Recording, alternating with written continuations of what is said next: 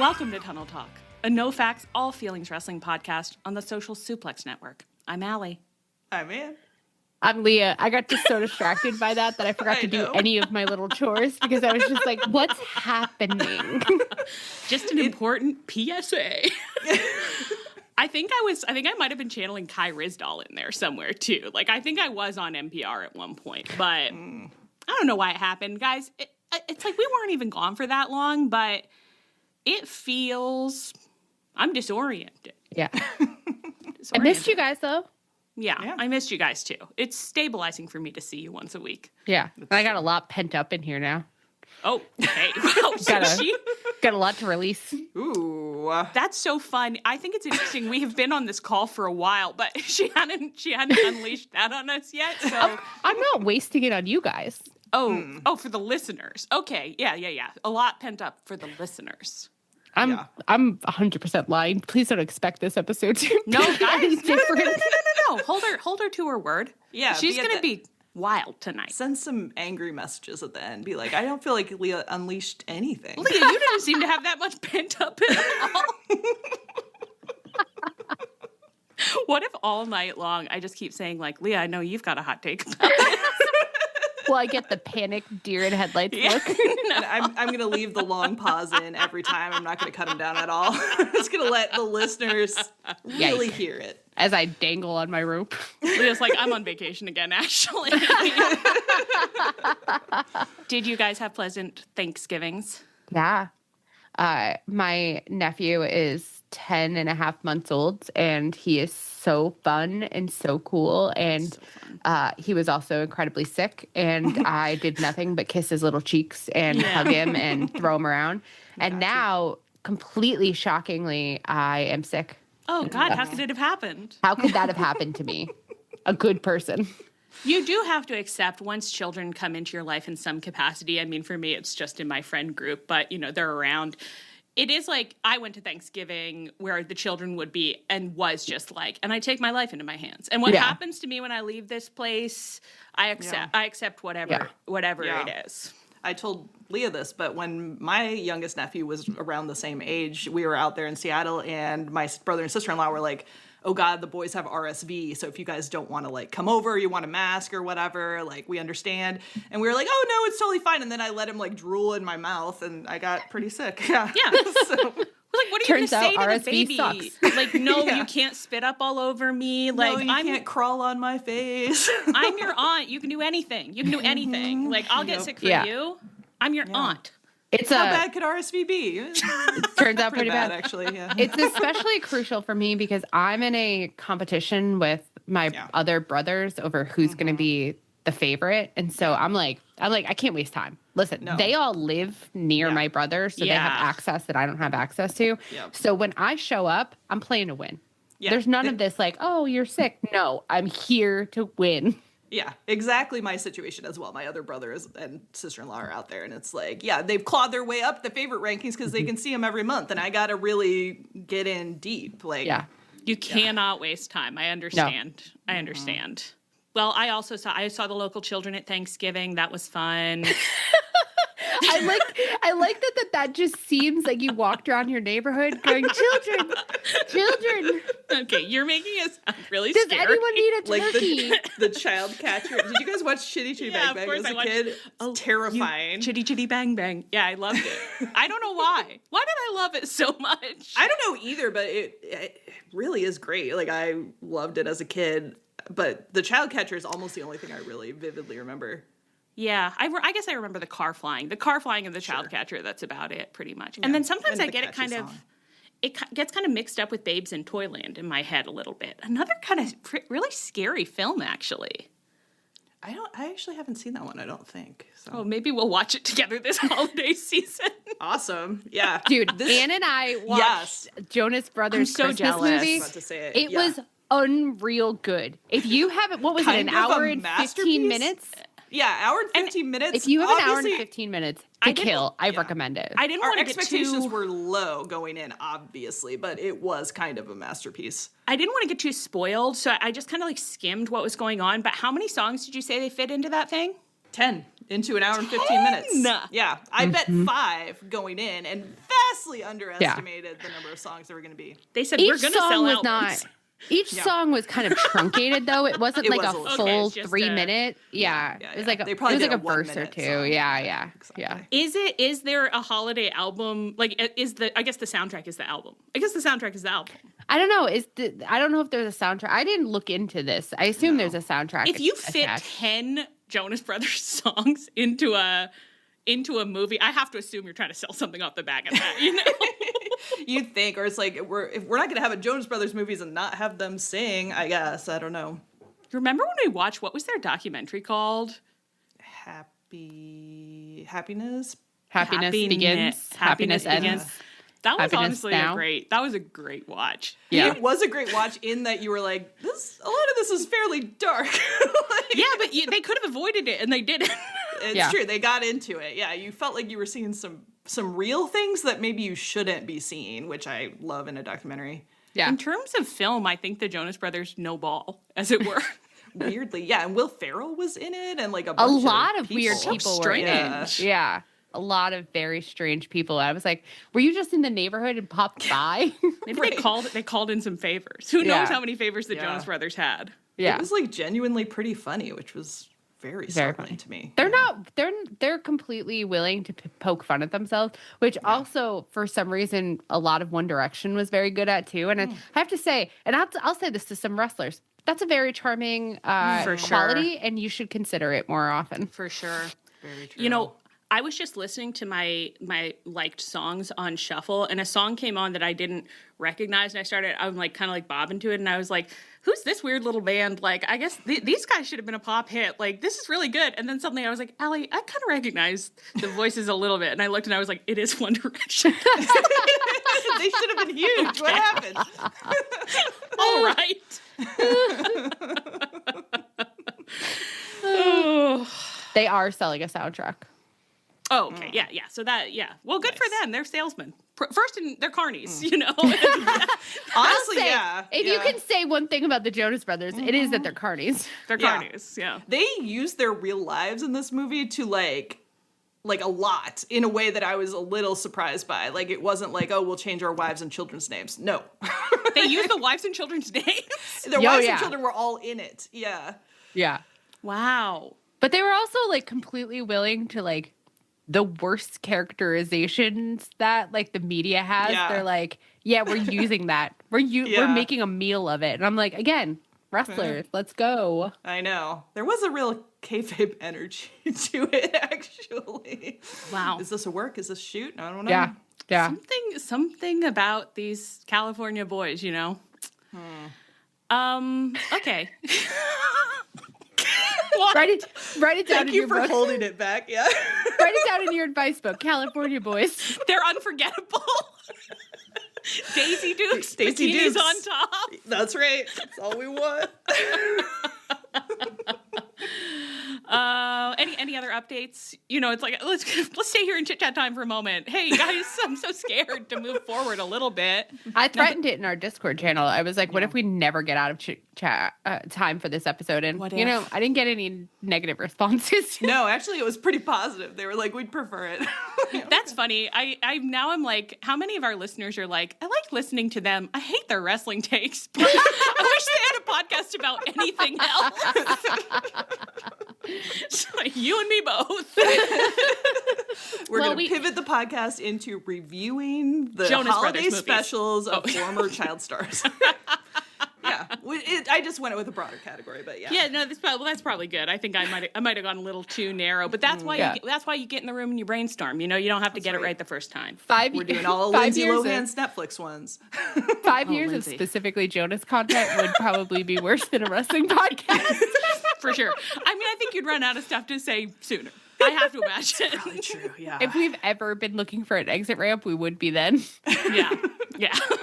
We'd be pivoting into a wrestling podcast. Maybe that's you've just got a pinball. You have to have what if an optimal podcast is that you have 3 topics and you just pinball between them at like 6-month intervals. I always think of that, like every other year, it's like it's an even year, so it's a Jonas Brothers podcast, and on the odd years, it's a wrestling podcast, you know?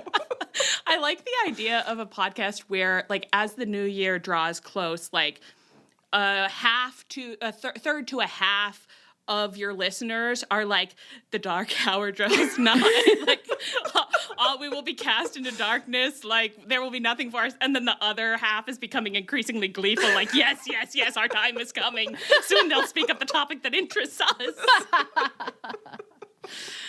Well, you go ahead and let us know if you think that sounds like a good idea. Luckily, we do have some business to check in on before we discuss the topic that we came here to discuss. So, it's a kind of a vague pre-warning, just so you can emotionally brace yourselves. We will be taking a holiday break this year, of as yet undetermined length. So at the very least, we'll be gone the week of Christmas and the week of New Year's. And I know you're all saying, like, but World's End is the best pay-per-view. Like, how could you not podcast the week of the very best AEW pay-per-view every single year? It is hard. It's hard to stop ourselves.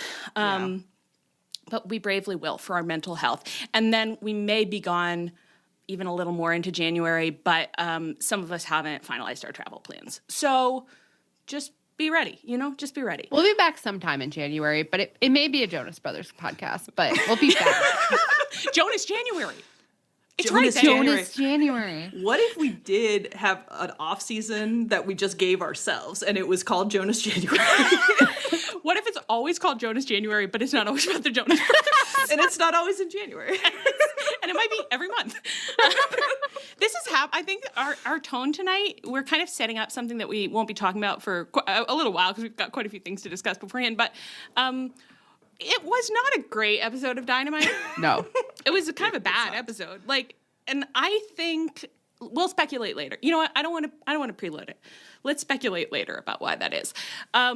We will, before we go on this break, we will have a little extra content for you because we are going to be doing a special Christmas episode, again, second year in a row, with our sisters, Trish and Sarah, from the Trish and Sarah Wrestling Podcast. Mm-hmm. And that's coming out the week of the 14th or something. No, we're recording on the 14th, but it's going to release as their 23rd episode on the 23rd. Yeah. Oh, wonderful. Okay, nice. Great. Yeah. Oh, great. Yeah. So we're also during our break. Yeah, they're also going to take a little Christmas break, but by pre-recording this, so we're not the only ones. Girls need rest. Need rest. They're on a break every other week anyway, so that's true. Why does it sound like you're calling our friends lazy? You're like, oh my God, they're always on a break. It's my pathetic jealousy. They only have to do it every other week. Yes, we'll be doing a special Christmas episode with them. And I mean, I love visiting them in general. I love talking to them in general. What I love especially about this format is that they both are so excited to drive the car. So it's passenger princess for all three of your girls. We just show up, we say, what do you want from us? Yeah. Thrilling. Yeah. And we come in with a real, like, did you want to talk? No? Good. No. Energy to us. Wow, the girls are here. Make way. Every time we show up anywhere, we're so loud. I always think about our friend Mike of Library Pizza talking about how, like, when you guest on someone's podcast, he's like, I always try to remember that people who listen to it are there to listen to the host, not you. And so you're polite. And I'm like, that's never our energy. No. Our energy show up and we're like, this is actually our podcast now. I think we say it to ourselves before going on the episode. We're like, remember, girls, we're going into someone else's house. And the next thing you know, it's like the terrible triplets have, like, wrecked somebody else's kitchen. And, like, it's like we're the toddlers at Thanksgiving, pretty much. Anyway, Anne and I are also going to be appearing. We're going to be doing a brief segment on the Poison Rana podcast, which is having a holiday special. And that is coming out sometime. It's around the same time. We'll let you know. When we know, we'll let you know. We might know. I don't know. We're going to be doing that. And Bells, don't worry. This isn't them edging me out of the podcast. I'm just busy. Don't worry about it. Don't alarm. Don't get alarmed. I don't know why your tone is like, it's like a secret sleeper. You're like, activate.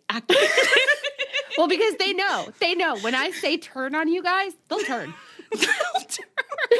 Okay, well, tell them sooner rather than later. I have rest to get. Leah's ready to change the password on all our accounts, lock us out, take over the podcast, make it a solo joint. Yeah, I'll just talk for an hour and a half and see what happens. Well, because Leah's always saying, like, I wish I could share more on the podcast. I wish you guys would give me more time to share. I feel like I have so many things that I'd feel comfortable sharing, and you never let me say any of them. Finally, it's my time. Feelings. My thoughts, my feelings, details about my life. I'm desperate to get out. Okay, so that's all our business. I want to hit on this general topic. I think you guys will be ready to discuss it. I didn't really brief you for it, but I think you can guess it here. I've said I address my enemies, AMC. Now, what happened with AMC this week? TNA got a show. TNA got a show. TNA got a show on the network, the TV network, AMC. American Movie Classics. American Movie Classics. And that's so wonderful. I bear TNA no ill will. Obviously, of course. What's good for one wrestler is good for many. Yeah. Something. What else does AMC do, girls? Interview with the Vampire. Yes. AMC airs the show Interview with the Vampire, and they pay for the show. And they're trying to create, I think with somewhat limited success, a kind of Anne Rice cinematic universe. And I don't think they need to be doing all that. I mean, let's focus on Interview with the Vampire. But I want you to talk through with me feelings about AMC, a channel that I trust for Interview with the Vampire, being like, you know what, we're going to get into wrestling. What do you mean? It's distressing. Don't you have a job? It's called making Interview with the Vampire. You want to buy new content, and it's wrestling? TNA? Yeah. I think I'm just kind of like, I went through a few phases. Because at first I was like, you spend money, at least probably $100,000 on TNA. Just kidding. I think it was 10 mil. You spend money on TNA. You should be spending that money on Interview with the Vampire. All the money that you have should be going to Interview with the Vampire. You should be digging through the sofa, looking for dimes to give to Interview with the Vampire. And then I thought, Allie, calm down. Because what am I always saying about shows that get more money? They become bad. So then I thought, oh God, yes, okay, they can't, now we're walking a very fine line where I'm like, AMC needs to stay successful enough to be a channel that pays for Interview with the Vampire, but they shouldn't be giving Interview with the Vampire any extra money. So then I'm like, what's my objection? Do you like me processing this in real time? Yeah. I just don't think those worlds should meet. I do feel like my prestige TV, if Interview with the Vampire counts, which I'm not 100% sure it does, but close enough. I don't think it's one of the best shows we have. It certainly, yeah. But yeah, I don't think it should touch wrestling. Although I will say that it probably costs 10 times as much as TNA does. So yeah, it does. Certainly it does. Certainly it does. But like, are they going to get to do? I'm going to be sick. Is TNA going to get to do Interview with the Vampire synergistic content? That would be so upsetting. That would be upsetting. I'm going to be violently ill. If that does happen, no one can tell us about it. I'd like the internet wrestling community to pledge to an embargo. Yes, don't watch it. Now. Just say like, no, that's not what anybody wants. We wouldn't hear about it from the wrestling community. We would hear about it from the IWTV community, which unfortunately we are tuned into on our Twitter For You page. Of course we are. What do you mean, unfortunately? What do you mean, unfortunately? What's wrong? Because we couldn't avoid it. I'm working so hard to get that content on the For You page, and it keeps showing me wrestling stuff, and I'm trying to get it off. I know, I do. I have complained repeatedly to the girls. I'm like, oh my God, the For You page is showing us wrestling. What were you saying, Leah? No, never mind. Yeah, so I think that would just feel so horrible. So horrible. What? So if AEW is doing if Sam Reed ends up in a TNA wrestling ring, my beautiful Allie, don't friend, even say stuff like that. Like, I just got so upset. Anne Rice is turning over in her grave. Yeah. I don't know. I'm just worried. I'm happy for them. I'm happy for them. I'm just worried. Okay, so. That's what I had to bring to the table. Any final thoughts? Well, You guys. WBD might be getting bought, so maybe... Oh, God, who's buying us? I don't know. Maybe Netflix, maybe not. No, who can say? Oh, God, Netflix. I don't know. No one knows. But maybe we'll get better synergistic content than Shazam. From Netflix, we're going to get fucking Wednesday. I didn't say from Netflix. I said in general. I'm sorry, Anne. I didn't mean to attack you. Please. I'm just feeling a little worked up.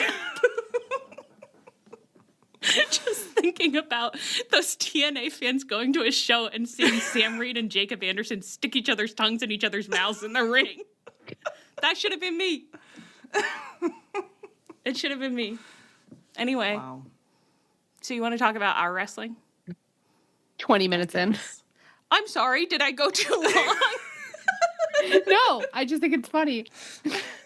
We have timestamps. We can do whatever we want. We can do whatever we want. And you can cut it out if nobody wants to hear what I had to say about my enemies. If nobody wants to hear what I had to say about my enemies.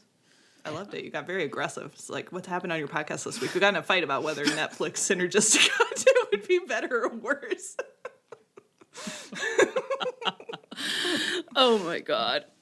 Okay. When last we spoke on this podcast, which was right after Revolution, Hangman had just lost his belt to the villainous Samoa Joe, and Swerve had returned from injury to attack Joe's incel army. In Hangman's defense, maybe. We didn't really know. We weren't really sure why Swerve came out, except our explanation of nobody touches my nemesis but me. Mm-hmm. It was Full Gear that we came. Oh, Full Gear. Oh, God, Revolution. Oh, my God. Well, someone could have told me that. Okay. I would have never noticed that. I guess it didn't quite look right, but that didn't stop me from typing it probably repeatedly. I wonder if I'll say it again in this episode. Full Gear. Wow. Okay. So in our absence, we had the Thanksgiving Eve Dynamite where Joe came out to cut an inaugural championship promo. Backstage in the parking garage, Prince Nana dropped Swerve off at school for his big first day at school. Swerve was wearing a chain around his ring. He was striding, presumably, towards the ring to get at Samoa Joe again. Hangman strides into shot. He's also got a chain around his neck. They're striding together. They are not looking at each other or acknowledging each other. It's so sexy for them to be like, I'm teaming up with you, but I'm not forgiving you. I'm not acknowledging, I'm not making an overture. We're just doing this thing and it doesn't mean anything. It means something. It means something. We're not going to look at each other. We're not going to talk. We're just going to let our bodies do the talk. It's funny to imagine someone afterwards saying to one of them, like, oh yeah, to Hangman, like, when you and Swerve went out there, and Hangman's like, when I went out there. I didn't see if anyone else. I don't know if anyone else went out. I didn't see anyone else. I don't know about anyone else. It's not my business. Not my business. So they march towards the ring. Joe is cutting a promo at this time, I think just about being strong. And then in the middle, he was like, oh, I brought a deck for this. And so he just cut to a video recap. It was crazy because he was like, I have a video that's going to answer all of your questions about why I did what I did. And then he showed a video that answered no questions. Yeah, I can't say that I found it to be informative in any new way. And then Hook came out and he was like, hi, it's me, Hook, and I'm a Nepo baby. And I think that's about all he said. He was like, you're hillbillies and I'm a Nepo baby. Okay. And if that's what you want to go with, that's your choice. So then Swerve and Hangman cruised in. Hangman stopped briefly to take a shot at the bar. They took out some of the extraneous incels and they drove the core ops off back away. And they showed their strength, but they didn't acknowledge each other, I don't think, at all. So also on Dynamite, there was a brief Eddie Kingston interview where he said that, I think he said he didn't want to talk about Hook. Yeah. And then he said, but Samoa Joe, you mentioned me, that's fine. I think I want to fight Shibata, though, because I'm not in line for a title shot. I'd like to be in line for a title shot. Tony Khan was like, the official AEW recap says, Tony Khan made that match official. What a Thanksgiving treat. And that to me felt like actually like the good old days of when we used to say that like we thought Tony was like editing the dark promos and like writing the recap at the same time. That felt like Tony in the third person being like, Tony Khan made that match official. What a Thanksgiving treat for his special wrestling boys and girls. He's such a generous guy. That Tony Khan, he knows all about wrestling and he knows how important Thanksgiving is to wrestling, which I repeatedly said, like, I don't get it. I don't get why wrestling is a Thanksgiving tradition. Messed up. Eddie then fought Shibata on Collision and won, and afterwards he cut an in-ring promo, the gist of which was that Samoa Joe's behavior is shameful and that he's corrupting the youth, but not yet because maybe Hook can still be saved, but he is not behaving well. I like that Eddie brought him up on the same charges that Socrates was brought up on. Our modern-day Socrates. We've probably been saying that the whole time or something very similar to it. Absolutely. What did you guys think about Eddie's promo? It was fine, but it really felt a little bit inauthentic for Eddie for some reason. Like, he did a lot of like, oh, I'm not saying this like to get praise or whatever, and then the fans like would cheer, and they felt more like applause lines to me than Eddie's have ever felt before. So I don't know, it was kind of interesting. It was just like, oh, this wasn't, I mean, it wasn't bad, but it like wasn't to like a normal Eddie caliber. Yeah, it doesn't have that Eddie kernel, because it's like, honestly, he needed to have found something in Hook that like was the thing that he was like wanted to be with Hook for, and then have that be one of the things he's confronting as Hook turns on him, because then you'd be like, oh yeah, like that's, I mean, Eddie's gonna feast on that. But it's like, there's not really anything here for Eddie, and he's like, I don't know, I feel like he's come back from like injury just a little bit like shaky, like, you know what I mean? Yeah. Like none of it's quite hitting, and it's like there's just not a lot of meat to anything. And usually he's the guy who can find meat in anything, but he's kind of not. And it's still like, he's still beautiful. I still love seeing him. Perfect, yeah. But it's just like a little bit like when you go to see like a legend play at like, you know, a concert, and you're just sort of like, oh, you've gotten old. Except like, I'm not saying Eddie's old, but you know what I mean? I think for me, it's like, I'm not like Eddie, you're letting me down. It's more like, Eddie, are you okay? What's going on? Yeah. Are you okay, bud? Yeah. I want to talk to you. All I want is for you to feel good. I'm worried you don't feel good. I'm worried that something's glitching. It does feel like, oh, did he like lose some confidence while he was off for so long, and then his booking's been kind of weird coming back, and is that making him a little more shaky? I don't know, but yeah. But then it's like for the Hook thing to have been, well, I guess I don't know. Whatever.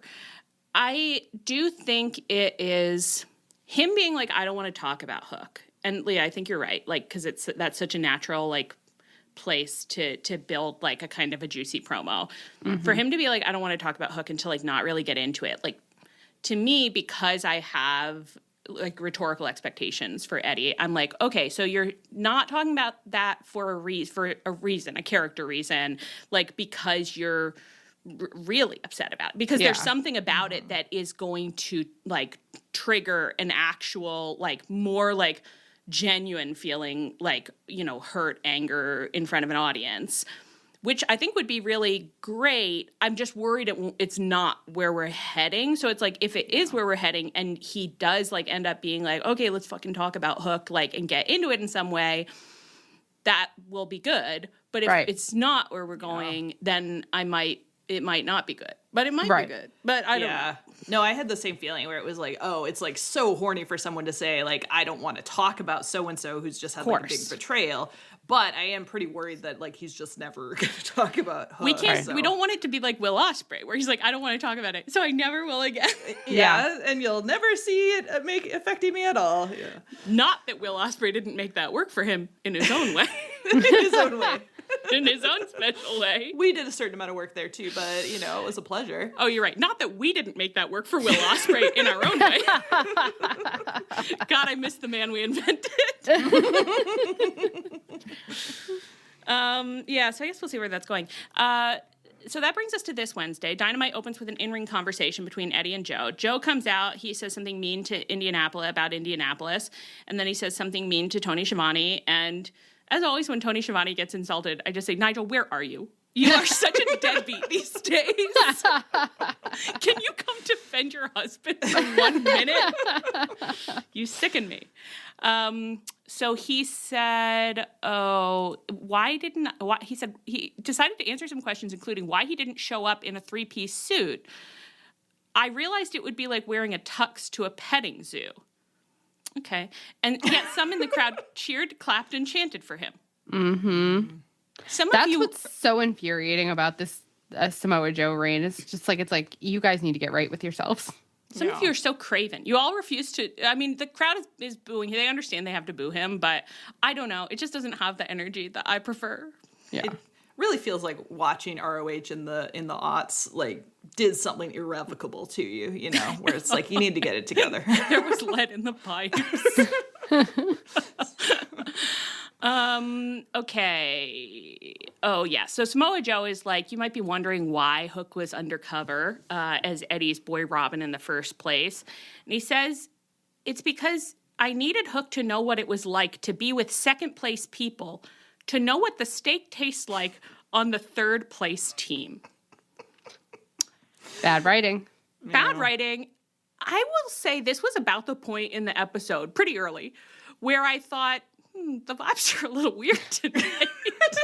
The energy is kind of strange now. Samoa Joe is not, I mean, we usually don't like what he has to say. And he's rarely given a promo that we really loved. But I was like, he's kind of not doing his best tonight. Mm-hmm. And then Eddie came out and also like kind of didn't do his best. You know? Mm-hmm. Yeah. It was like a little better than the week before, but it was still like, oh, Eddie, you're just off. He didn't have, it was something about the cadence. Like I thought he did a good job. Like it wasn't like bad, but something about the cadence was a little weird. And then on commentary, Excalibur was also being really weird. Seemed like he'd forgotten how to talk. He was so marble-mouthed about the weirdest things. And I was like, what is going on?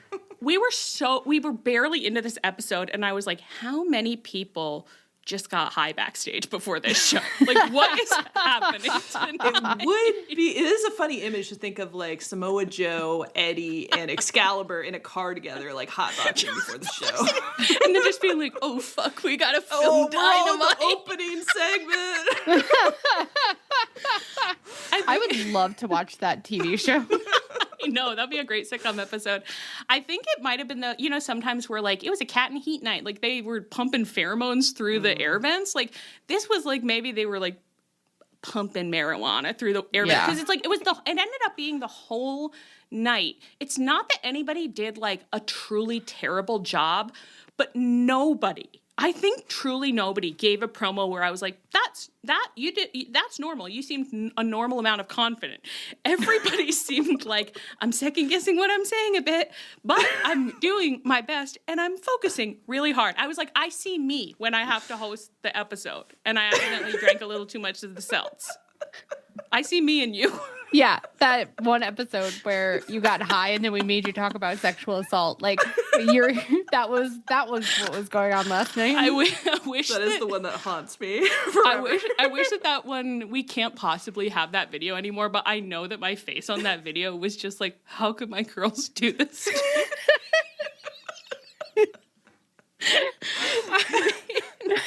I was not thriving.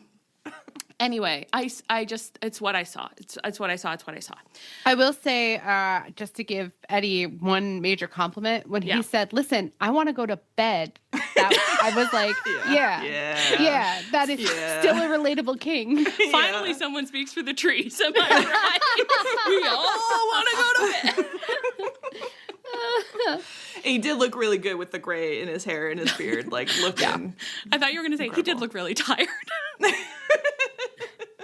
He looked beautiful. He didn't do a bad job. I want to be clear. He didn't do a bad job. It's just like, I was just trying to set up like across the board. Yeah. And it was just expectations. Like if Hook had done the job Eddie had done, I would have been like, all-time promo. Yeah. Yeah. We would have been like, wow, he's really succeeded. Incredible. Yeah. I mean, that's the other reason that it's like, that I keep being like, okay, the like, I don't want to talk about Hook thing. Like it has to come back in a big burst, like, hopefully at Hook, because Hook kind of needs that. Like Hook, like Eddie could probably do a lot for Hook in a little emotional promo. So, I mean, I don't know if anyone can do a lot for Hook. Sorry, Hook. But we'll get back to you later. Let's put it that way. Anything else you want to say about Eddie, Samoa Joe, or the Hangman Swerve relationship? I just want to say that I don't really understand, especially because Eddie hasn't seemed very comfortable, why Eddie isn't associated with Hangman and Swerve. Because, like, to be honest, like, you know, Dream Blunt rotation, you know, like, the three of them, like, walking in with the chains around their neck would have sent me to absolute heaven. You know what I mean? Like, why? Yeah. I mean, it's not, like, of course, like, the Hangman Swerve relationship is sacred and special, but I really think the super team between the three of them would have given Eddie a chance to recover his feet and would have been very sexually pleasing to me. I think they could still do it. I mean, I wouldn't mind if they let it play out a little and we're setting that up. Especially because it would be a very funny counterpoint to Swerve and Hangman getting third wheeled by Ospreay in the summer to now be like, they've got an Eddie Kingston third wheel. The energy could not be more different. Like, can you imagine like Hangman being like, not another person showing up to tell me Swerve and I have to be friends, and Eddie being like, oh God, no, certainly not. I'm not saying anything like that. Never told anyone they should be friends with him. I don't want to be friends. I don't want to be friends with you. I don't need you to be friends with him. Like, Eddie would be so funny as the third in this situation when they're like not talking to each other and not really aligned, because you could see them like triangulating with Eddie a lot, where they like say things to Eddie that they wouldn't say to each other, you know, or complain about each other to Eddie, and Eddie's like, that would be so funny because Eddie would hang a lampshade on it too. Oh yeah, be like, we can't talk to each other. Yeah, and I also would kill for like Hangman and Swerve angrily walking in sync but not looking at each other, and Eddie behind them holding his own chain being like, hey, wait up, what are you, Russian? Hey, what's going on with you guys? I don't know why. Eddie's so sexy, but in this scenario it just becomes like they're like two sexy stallions and he's like the little goat like running on. Just being like, okay, big like dogs, let me in there. He's donkey. It's like they are sexy stallions, and he's some other kind of animal that has its moments of sexiness, but like next to the horses, you are sort of like, no, what's happening here? Special assignment for Leah is to find some other type of animal that has its own moments of sexiness. And I'll be looking forward to hearing more about that from you. I'll do a Best Bods tournament, but it's just animals. I'm just kidding. And that's how we never come back from our hiatus. I told you I was pent up. You know what? Maybe you didn't you said you were pent up and then you were like, no, I'm not. But maybe it's like you said what you couldn't fully acknowledge. You know, it's like she was making a joke, but her subconscious was like, I do have some. I actually am pretty pent up. I want to do a Best Bots tournament for animals. Cancel. None of you are free from sin. Okay. There was a backstage ops promo where no one said anything interesting, but we learned that the ops were going to fight the Dark Order. Hook was so weird in this one. I mean, his promos are always bad, but I don't know. He was like talking with such a weird, like he did seem high, kind of. I feel like it was just like. It's what I'm saying. So I guess he was in that car too. Yeah. He was in that car. The whole world was their car over AEW that night. This is. I feel like I'm like starting a rumor accidentally. I'm like worried like somehow this gets back to Dave Meltzer. And suddenly like, Dave Meltzer would be like, AEW is doing drug tests, and Brian's like, oh, steroids? And he's like, no, marijuana. They're all hotboxing before the show. Tony's sick of it. Apparently there was an incident where they all hotboxed before the show. Tony's so mad at them. I do like the world where everyone's just taking our bits too seriously, like they're seeing them out of context and they don't know what's happening. Now Trish was cited on the last Wrestling Observer Radio as a news source, and so Dave gets confused and thinks all of the Social Suplex is news source, and so he's like it came from Social Suplex. The Social Suplex Tunnel Talk girls reported everybody was high. I like that the way I framed it too was not to be clear, like I would never suggest that Dave Meltzer has listened to this podcast. He does not know that this podcast exists. Erasure. He did mention us about the Young Bucks. He was forced to mention us, and I think he erased us from his mind immediately afterwards. He was forced to edit his newsletter. Yeah, so. But I don't think that stuck with him. I think he forgot about us in the next second. I created a world where this rumor grows legs so long that it trots back to Dave. Imagine the length of legs something would have to get from us to Dave Meltzer, you know? I don't know. In the IWC, it's like a one person between everyone. You know what I mean? I know. That is the distressing thing. Who couldn't we get to in one person? It's scary out there. Did not know getting into wrestling that it was gonna be like this. That there were 5 people into it, and quite a all being small DM'd by wrestlers. Quite a small community with really strange norms. In case any of you had missed that, but like it's weird in here. Yeah. Anyway, so the Dark Order was going to fight the Ops for a shot at the Trios belts. Hook and Commentary were both like, the Dark Order, Hangman's friends. And I was like, I don't think that really captures where we're at with that like relationship. 3 years ago, yeah. I actually did think it was a careless bit of characterization. Like, even if you're just setting this up like as a quick thing and it's not turning into anything more, which like, I don't know. I was like, maybe let's just be a little clearer about the emotional dynamics. Well, especially because Hangman and the Dark Order, when they actually met, like they were normal. Yeah. They maintained their characterization as, we used to be friends, then you hurt my feelings really badly, and now we're mad at you, Hangman. And so, like, for them to do those callbacks and maintain that characterization only to be boiled down to friends. I'm like, please. Come up Excalibur, Hook, I know you're high, but please, can you just focus up for a minute? Although maybe it's realistic, because you think back to like high school, and like you would say like somebody's friend, like that you don't know very well, be like they're friends, and not knowing that they'd had like a horrible fight 2 years ago, and they barely ever hang out because you never think about them, you know? Yeah, that's a fun dynamic. Wow. I love the idea of Excalibur like hearing our criticisms and being like, well, girls, I don't think about them, so Excalibur's a bitch.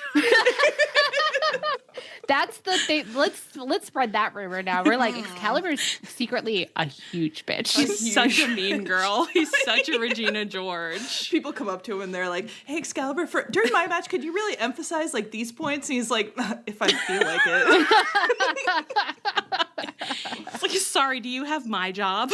My commentary job. Wow. Let's see how long those legs grow. Okay. So yeah, we have the Hangman encounters the Dark Order. They're making their way to Gorilla, I think, for their match. They're wearing these matching, like, it's like vests and jacket. Like, something about what they've done, I was just like, boys, this is crazy. I love it for you. I love what you're doing here. It's weird. I was so happy to see them. I was like, this is Grey's Anatomy season 1. That's what I want to watch. Those are my friends. Those are my friends. Why is ROH dragging this company down? It's like, I thought they got killed in a bus crash. No, they're here. They're here with us. Yeah, and they had the interaction Leah described. They were like, don't mess up our match. You owe us that much. Hangman's like, okay, but the second the match is over, they're mine. The Ops end up attacking the Dark Order like in the middle of their entrance and just like kill them. They just, as you kind of saw coming, just kill them pretty bad. Hangman runs out, fighting. I have this quote. I actually don't remember this part. I think I was doing my dishes. Doing a dish. I think I was doing a dish. Do you know what I mean? Shibata and Hobbs overpowered him as Hook bailed. I'm like, I'm sorry, Hook, you're already cowarding out? You're already cowarding out? He is a Nepo baby. He is a Nepo baby, I guess. Hangman ends up escaping. And he buckshot lariated his security guard, which to us is like, okay, let's be careful. He's just doing his job. We don't care for it. Although someone in the Social Suplex Discord said to me once that ACAB includes AEW security, and unfortunately, like I disagree strongly, but I think it every single time, and I'm like, that's not right. But you said it. That's like ASAC. All security are cops. And ASAC is a normal thing for us to say, and we should definitely start saying it going forward. Everyone says ASAC, yeah. ASAC, yeah. Crowd was chanting. They were doing Whose House while Hangman was out there, but I think there were also some other Swerve chants, maybe not. But Swerve didn't come out. I also thought Swerve might come out. He didn't come out. Later, we had a backstage promo from Hangman in which he yelled. Oh my God. It was not my favorite Hangman promo. No, he was yelling so loud and just like at such like a intensity that it was like really unpleasant. Plus it was like backstage where there was like the sound was like a little iffy anyway, but I didn't care for it. And I think he's playing with like some of the like heel stuff coming back a little in this moment of anger about the old belt. and you know, I'll follow my narrative king, my storyteller, wherever he wants to lead. It isn't my favorite that he has spent so much time over the past few years yelling, and he does that deep old Batman voice. And I say, well, we don't have to do that. We don't have to. He promised, and it was very funny. He was like, I gave everything for 3 years to get this championship back, and Hook is the one who made me lose it. And I was like, yeah, you're right about that. In the exact same tone as the her from Egg. Yeah, so that was funny. It's, you know, and he was like, whoever wins between Samoa Joe and Eddie Kingston, whoever wins that, whoever has that championship at the end of the match, like, I'm coming for him. But Hobbs and Shibata, I'm coming for you too. Okay, dude, what if Eddie wins at Winter is Coming, and then we get a big Eddie Hangman feud? Don't fucking threaten me with a good time. Mm-hmm. Yeah. I know. Nice. During all this, I was like, why didn't Hangman get an Eddie feud? And I was like, Eddie's a babyface. Like, I don't give a shit. I don't care. I don't know. That would be great. Yeah. I don't know. I think I don't have any. I don't have any guesses about what's going to be going on with the belt going forward. That's the place that I'm in, which is making it hard for me to talk about a little bit, because I feel like I'm like kind of face down on the floor. I'm just like, whatever, Tony. I don't know. Just do something, please. I'm so degraded. I can't watch this incel come out and insult Tony Schiavone anymore. And just do promos where he's like, I'm very strong and nobody can beat me, and I love to win. And I'm helping men all over the world reclaim their masculinity.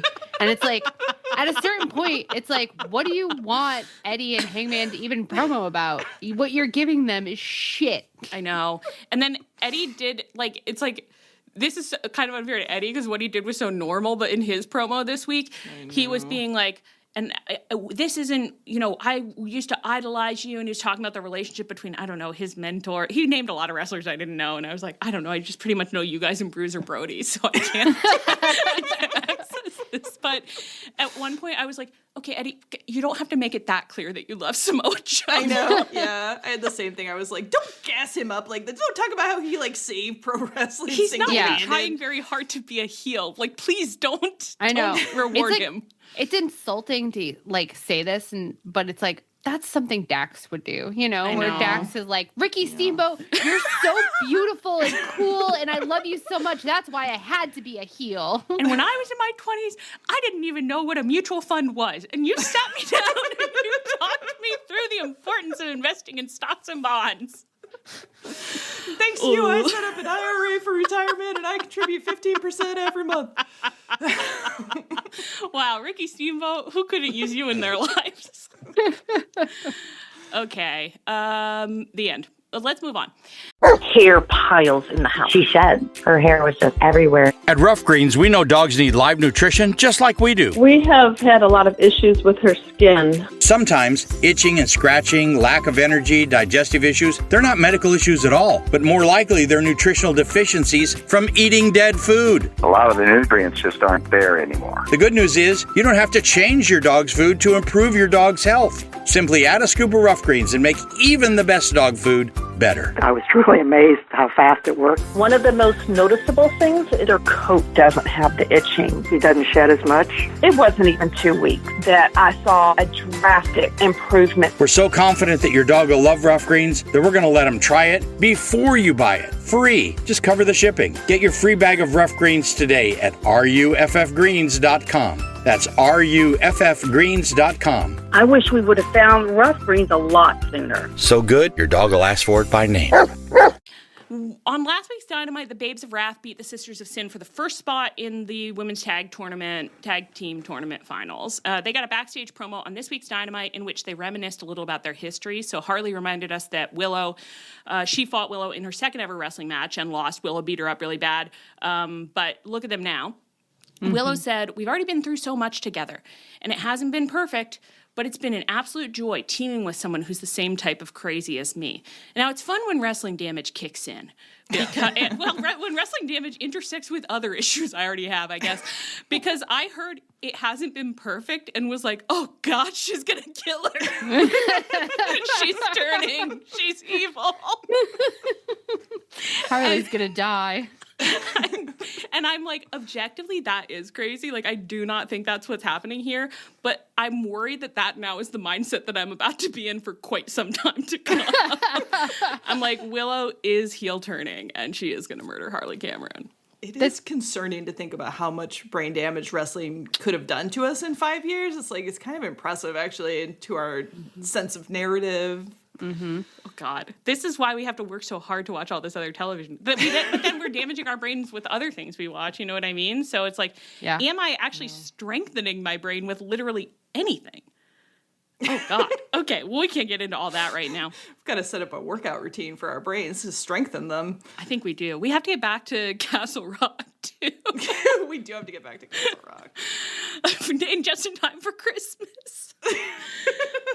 Okay, also on last week's Dynamite, after Mox's Connie win, we'll get to the Connie later, Marina Shafir entered the ring to celebrate with him, but the tender moment between a cult leader on the verge of being deposed and his loyal right-hand woman who sadly knows she'll soon be forced to murder him was quickly interrupted by Toni Storm, who entered the ring, hopped on the mic, and cut the fucking funniest, most deranged little promo while Mox basically like span in circles like a dog, trying not to show anybody that he was about to burst into laughter. Yeah. It was sublime. It was sublime. He loved it. Quoted it here, and there are so many just like fully iconic lines, like when she said she's the least bitchy person standing in this ring. Like, despite your love of cargo pants, I really love you. And I realized after like a couple seconds that she meant Marina and Megan Bain, but I thought that she called Marina and Mox slop tarts.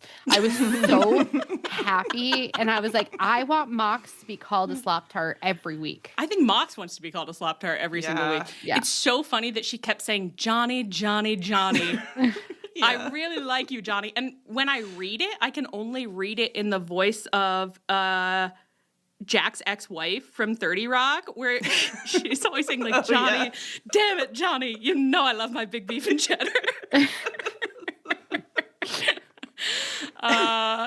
Did she call? She called Marina his daughter, didn't she? His cave woman daughter. Cave woman even better. Yeah. Oh my God. Incredible. This was it felt like as it was happening, I was just like, oh my God, is this allowed? Like, I don't know why. Yeah. It just seemed impossible that it was happening. Well, because they seem like characters from two different cartoons. And I want them to now be in the same cartoon forever. Oh, I loved it. Forever. I loved it. Yeah, yeah. And Toni said that this morning she rolled over and saw her sweet Mina in bed with her. And it's just like, yes, thank you. Let's make it as explicit as possible. If Excalibur dares friend zone them one more fucking time, I'm gonna flip out. Not just Regina George, but homophobic Regina George.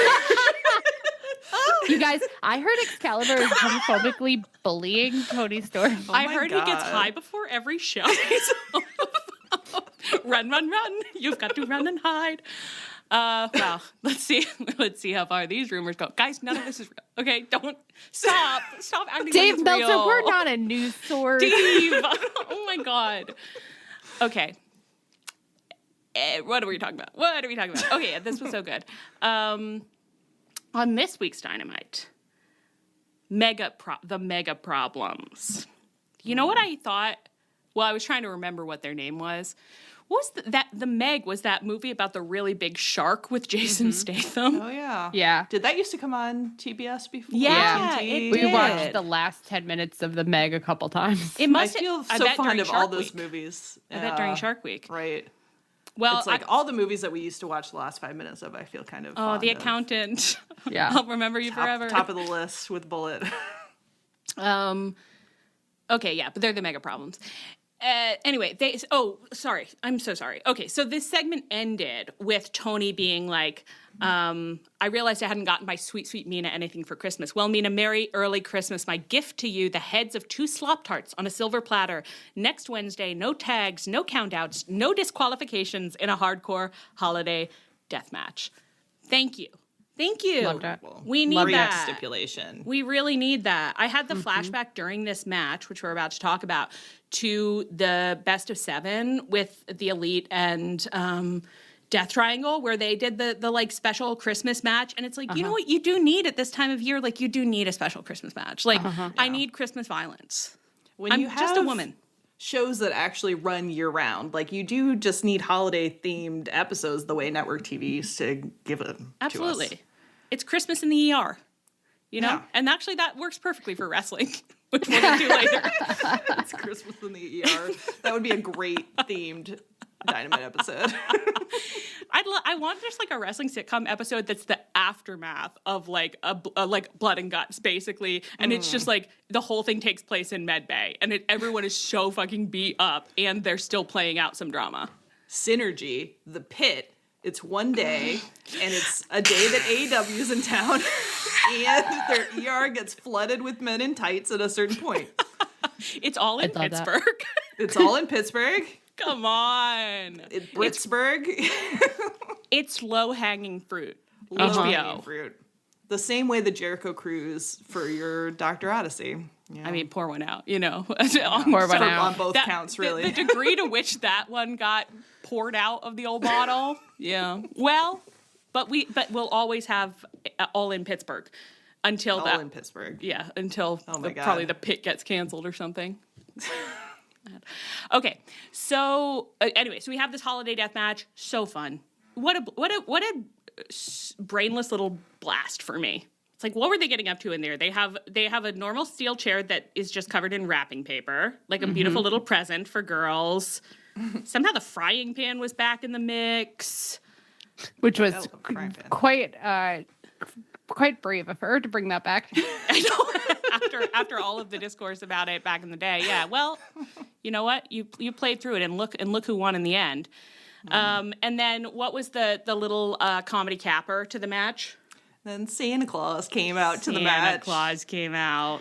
It was Luther. It didn't occur. Actually, I think this is like bad of me, but I didn't register until right then that we hadn't seen Luther in a really long time. And so then when I saw him, I did have surprised myself by having a reaction where I was like, "Oh my God, Luther!" Well, I had forgotten about Luther so much. And I also was really happy to see him, and then was like, oh my God, I can't believe we haven't seen him. Like, we need more Luther. But in the moment where I was trying to figure out who Santa was, it never occurred to me that there was a man that it could be aside from Mox, which it clearly wasn't. And it wouldn't have been, because the Death Riders wouldn't do that. So I'm just like looking, just being like, which of our beautiful girls is in there? Which of our beautiful girls is this Santa? And when it turned out to be Luther, that was pretty shocking to me. I thought, oh, okay, that does make sense. That actually makes perfect sense. But I wasn't there. I would love, as part of Mox's like weird downfall, if he did play Santa for some reason, and then we got cut to the back, and Pac is like, you did what? You dressed up as Santa? It would be great if Mox got turned on and beat up by his cult while dressed in like a Santa suit or something else vaguely humiliating. Oh my God. Well, I actually was thinking during the Mox Marina Tony segment, I did have like a flash where I was like, remember when we were like, MJF is like, men are scum, and he just keeps going and sitting at the girls' table, and they're just like, we don't want you here.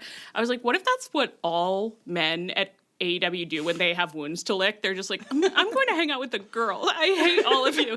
And I was like, wouldn't it be so funny if like Mox got murdered by his cult and deposed, and then was just skulking around, like following like Tony around, being like, just like not really, just like being kind of weird, you know? Yeah, like not asking for emotional support, just being like, it makes me feel better to be like, all the women are at like one end of a long table in catering, he's like 3 seats down, you know, but just of clearly listening to their conversation. Like when a cat like won't admit that they want affection, but like they're always within reach. Yeah, and him sitting that close like kind of stilts the conversation at first, but then they like get going, and then he like interjects something, and they're all like, oh, like he was listening. Like, oh, you're here on purpose. You're really here on purpose. I would like that. That would please me. Okay, so the Timeless Love Bombs won, so they're going to meet Babes of Wrath in the finals next week. Any thoughts on that match? I was very psyched because I'm excited for the match, and it's also very plausible to me that either of those pairs could win the tag belts, and I'd be psyched for either of them to win them. So it's like, ooh, this is fun. I don't know what's going to happen, and it'd be a good outcome. So I feel like it's probably going to be Tony, but I wouldn't be mad the other way. Like, I'd be happy either way. And I do think, like, the part of me, I also am like, I think it will probably be Tony. And that's like the inside baseball part of me that's like, and then, because then the belts have to be on the show and Tony's got the time and the blah, blah, blah, blah, like, stupid.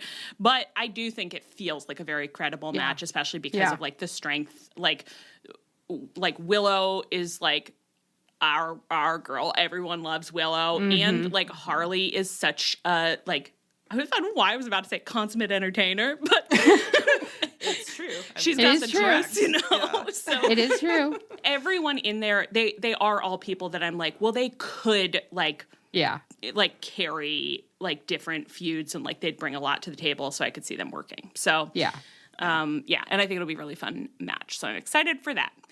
Also, in the world of women, Kris Statlander had a post Full Gear promo, where she somewhat opaquely said of her reign, "We can look to the past, stay put in the present, or head off to the future. I know where I'm going, so who's coming with me?" To deep space, I guess. Well, I did have a moment where I was like, can you say that to the rest of the roster? Because we're kind of treading water off over there. Can everybody come to the future? Let's come to the future. Like, everybody, actually, let's all just mandatorily go with Kris. Yeah. Actually, it's not a volunteer basis. Telling you. Go with Kris. She and Jamie Hayter both showed up on Collision to save poor outnumbered Ty Mello from post-match attack by the Triangle of Madness. Jamie and Kris in the Triangle of Madness then both had promos this week. Tekla said to Kris, "Why do you call yourself Big Stat Daddy when you're really just a little baby bitch?"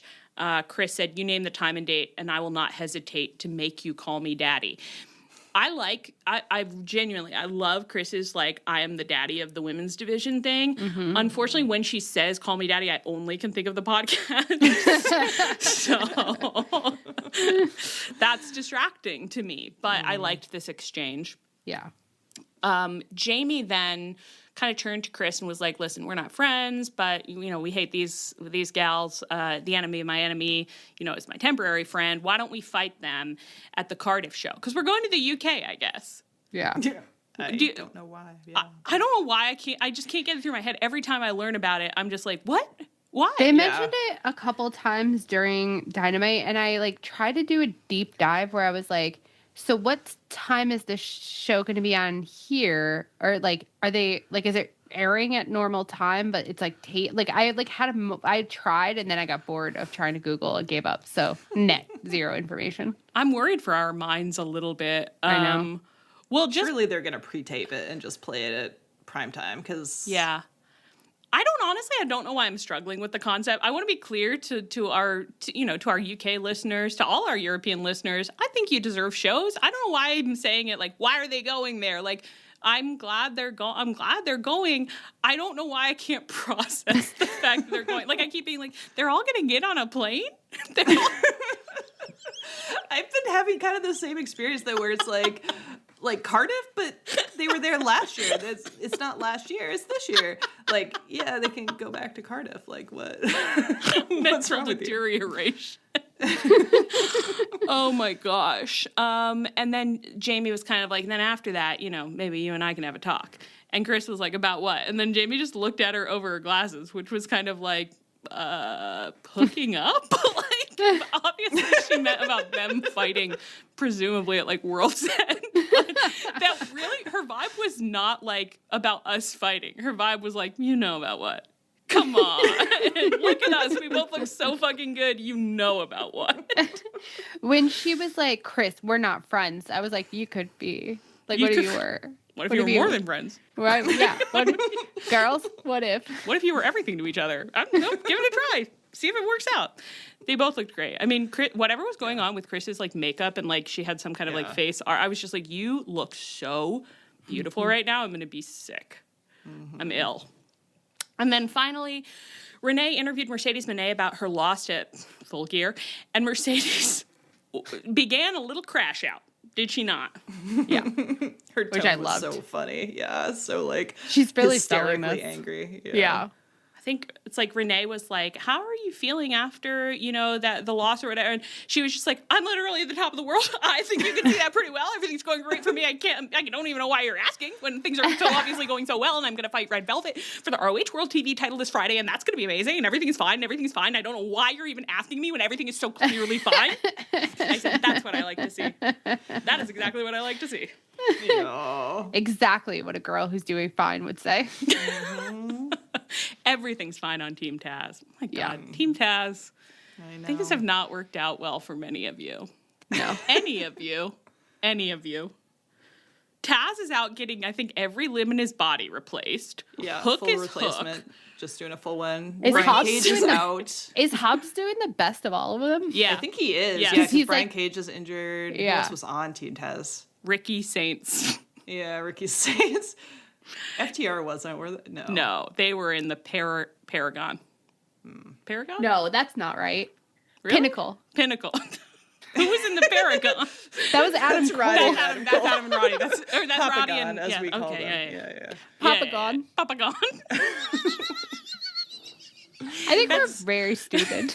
Yeah, it's not we're amazing. we're smart about other things that we can't tell you guys about. Don't worry Dante about that. Martin was on Team Taz Who? No, when he was Oh, when we kept for like 3 saying weeks, he was being 2 trafficked. weeks. When he was Yeah. being trafficked by like 6 different factions. I think that must be right. Yeah. In some Wasn't ways, that with Leo Rush though? yeah, Was but Leo it was with Rush everyone. in Team Taz? Apparently, Dante Martin joined Team Taz November 24th, 2021, and left it on December 8th, 2021, which is 2 weeks later. So, In some ways, that was the best character work Dante Martin's ever done, and he wasn't doing it. He was not telling a story. it was a pause in At bed all. situation from us. Yeah. Yeah. Yeah, for sure. But we told a great story about it. We did. And he's never told one since. So, like, sometimes at a certain point, you're like, I think I should be allowed to be in charge. Like, you're not Yeah. doing anything. Why shouldn't I be in charge? Yeah. Yeah. We've Anyway. got to weave our little tails around what they give us, the little things they give us. I remember at that time when that was happening, I remember seeing on the internet that somebody was like, hey, can someone tell me what's going on the Dante Martin storyline? Because I heard on a podcast that they said that like Dante Martin was being sold, but I don't think that was true. Can someone help me? And I was like, again, we're not a news source. Steve, stop it. The people we know who only experience wrestling through our podcast must have such an interesting view of what happens on the show. I bet they think it sounds so fun. Yeah. A lot more going on than actually is happening. I heard on a podcast. Stop. That was your first mistake. Listening to a podcast. Okay. Girls, you know what time it is. It's Connie time. Yeah. Woo-woo. Woo! It's Connie season. Now, year 1 of the Connie, as longtime listeners will recall, we lost our shit. We fell in love. We fell in love. We went With sports-based narratives. fucking crazy for sports-based narratives. We said, we get it. Entertainment, what do they call it? Sports entertainment. Sports entertainment. Sports entertainment is out. Real, raw sports narratives are in.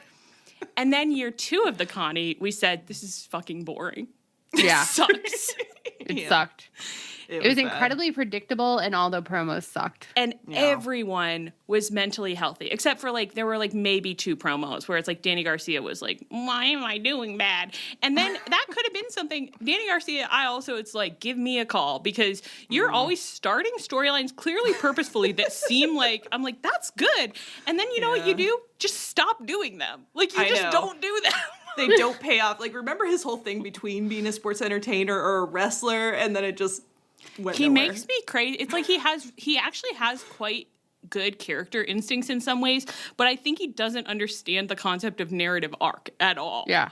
Like- Or it's like Tony in some way like changes his booking and he just goes, all right, well, I guess that's done, instead of being like, okay, I'll do it can't the roll next with that. time instead. Yeah. Right. Like how could I roll this plot into my new booking? I don't know. Listen, I don't know. I don't pretend to be an expert, but Danny, do text me and we'll talk about it. I want you to come into the writing center, okay? Because I just see so much potential in you, but and you so can bring sometimes. Matt Menard, because I still don't understand how Matt Menard was like, you need to be a sports entertainer, but don't dance. Yeah, there's a lot going wrong in that storyline, really, when you lay it out. But at the same time, the reason we're still thinking about it, also things going right, you know? So there's rich soil there. Nobody does Tortured and Miserable the way Danny Garcia does. I know. You know what I mean? Like, he really looks great when he's just like, I'm suffering in a pit and I don't know how to get out of it, you know? Yeah.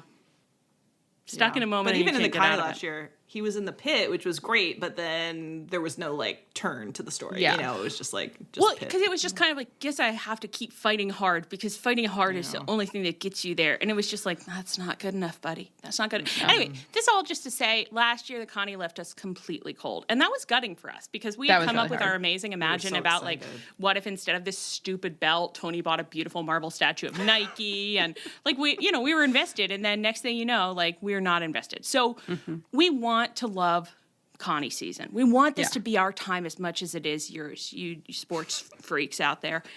So what do we need from the Connie this year to get us there? We need storylines. We need emotional promos. We need people sweaty and dispirited in the back. Yes. On the verge of tears. Crying, screaming, crashing out. Let's crash out with Mama this year, okay? Yeah. Yeah. I want breakdowns. And I want, and I think they actually are doing a Connie where I can't see how every match is going to go. I have no idea. That's exciting. I know they actually have a lot of ingredients coming in this year, because they've come in with a lot of ongoing storylines, because you've got all the Don Callis family stuff. You've got OC and Roddy stuff. You've got all the Mox stuff. Like, they've got a stew. They've got a stew. They have set themselves up for success. I will say, I think they got off to a good start. I really think they did, which is heartening. And something they did that it's like, thank fucking God. Thank fucking God we did it. They had, well, first of all, I did like year one, they're giving these Connie promos, and I kept calling it animals crawling into the corner to die. Like, it was like they just barely got themselves backstage, and then a cameraman is like, just like on them under a set of stairs being like, can I interview you? And clearly they're like, I'm trying to be dead. Like, what do you mean? Yeah. They've done something different. They got them all in a kind of a casting couch room. kind of a everyone's saying it. It's not just us. Everyone's saying it. So many people say it. Great. Yeah. Okay, good. So it's not just us. We're not the perverts. They got them in a casting couch room. They said, that's where you give your promo. Use the space. And they did their, so but not all of them, not everyone has done a promo yet that I've seen. Okay. And then AEW said, and we will compile all the promos into one video and we'll timestamp it so you can get to every single man and see them all individually. Yeah. And that was huge for me, because the last two Connies, I spent every Thursday morning hunting all of them down on fucking Twitter. Yeah. It wasn't sustainable. This is, if you stop doing this now, I will never forgive you. This is now the bare minimum, okay? Yeah. Yeah. The pleasure, the serene pleasure I felt when I said, does anyone have the Connie promos? And Ann said, yes, our beloved friend Mark Gallup provided them. Thank you, Marcus Gallup. And they're all in one official video, beautifully time-stamped for my pleasure. Amazing. Which is normal to say and fine. And everything I've said is fine. Loved it. And they're sitting on a couch that you guys remember after OC saved Chuck Taylor from Miro's sex dungeon, how they were on a couch with champagne, the two of them. Oh, God. So happy memories. Finally, some happy memories for us. Yeah. Happy and sad. Because they're never coming back. They're dead now. They're dead now. Both dead. So we got a bunch of promos. Do you guys want to talk these promos now, or do you want them to come up as we go? I don't know. I watched them. I don't remember that many details probably off the top, but... Wow, that's crazy, because I had a thought about every single one of them. I know you did. And even reading them, I was hoping they would remind me more of what was said. Let's do it as we go through, because maybe I'll remember better. Yeah. Maybe. Okay. I mean, I watched them and I enjoyed them and I have things to say, but not with the level of detail that you've marked out here. I have to... the first one that I was watching, I was just like, oh, that's great. I have a thought about it. It was Mox's. I was like, I have a thought. That's so amazing. And then, but I only expected to have one, honestly. And then every single promo, wow, I have a thought about that. I was like dancing by the end. I was like, I have a thought. I have a thought. I have a thought. Everyone is giving me thoughts tonight. And that's what I thought, like, maybe I will go Connie crazy this year. My God, of course I'd love to. It was a great Connie. I think it's shaping up to be a hot one. Ooh. So we have these two, the Connie has two blocks. We also have these kind of two narrative blocks. That's the Don Callis family and the Death Rider. So we're going to start with the Don Callis family. Kyle Fletcher and Okada fought in the very first round of the Connie, and Kyle won in what Don Callis later pointed out was only his second singles loss. I guess it must have been in the last year because he lost to Fletcher in last year's Connie. Yeah. Which is rough for Mr. Okada. Now, Okada? I was proud of myself because when he lost, I thought, ooh, someone maybe isn't the greatest tournament wrestler of all time or whatever. And then in his little promo, he brought it up. He said the phrase. I was like, he said the phrase. I know. And I already knew that about you. Actually, I already knew that about you, Okada. Pretty incredible. Well, the upshot for Papa Don is that he is already having to subdue quite a bit of discontent from what he's been calling his studs. Yeah.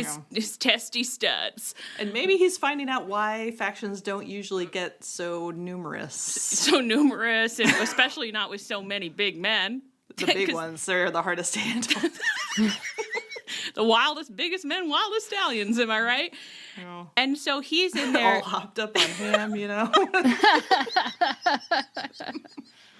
Do you think? I mean, they must all be kind of like bulking up, or like they're burning a lot of energy. It's like, do you think that they're eating more ham than ever? Are they fighting over hams at this point? You know, they're grown boys. Yeah, and they probably are jacking up ham prices at this time of year. When you started to say jacking, I was like, but there's jacking up ham prices. Yeah, they probably are. Where did you think I was going with it? Well, they're probably said was happening. They're probably jacking off hams. Yeah. I don't want to know hams. No, they're probably jacking them off at this time of year. Everyone knows about the Christmas ham jack-off. You get the ham grease on your hands, and then you're all set to go. Don Callis family meeting. He gets everybody in the dining room. He says, I provide you with these hams for your sustenance. Please stop fucking the hams. Hams cost money, and once you've jacked off a ham, nobody wants to eat it.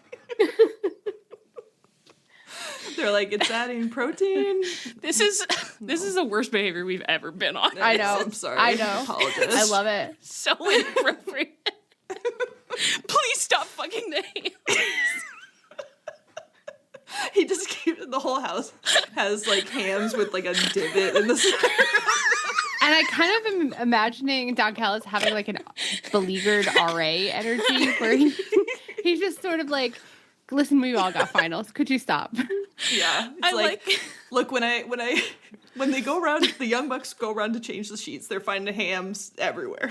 And it's just, and I know what you're doing with them. Oh my God. It's like. And they're good Christian boys. They don't approve of that. That's why they couldn't join. Oh yeah, they would never do anything like that for sure. The things that are being done to hams in the house. Excalibur's on commentary. You wouldn't believe what's happening with the hams in that. The bitchy things that Excalibur has said about the hams, you wouldn't believe it. And Don Callis next to him on commentary says, shut up, you're just high. You're high. Don't talk about my hams. I like the character progression. It's like in the early days of the DCF, it was just like Don Callis rules this family with an iron fist. And he's in that mansion, and God knows what he's spending all day doing, but I know he's enjoying himself. And he's just like, you guys figure it all out. Feed the basement boys. Deal with the chores.